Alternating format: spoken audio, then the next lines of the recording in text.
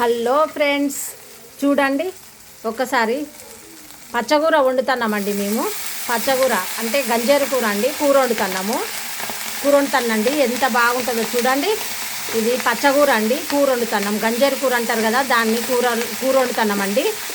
కూర వండుతున్నాం కాబట్టి కూర వీడియో తీసి మీకు చూపించాలనిపించిందండి.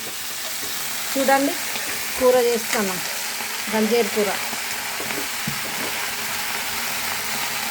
ఈ కూర అయితే మన ఆరోగ్యానికి కూడా చాలా మంచిది కదా. అందుకే మేము వారంలో 2 సార్లైనా ఆకుకూర తప్పకుండా తింటామండి.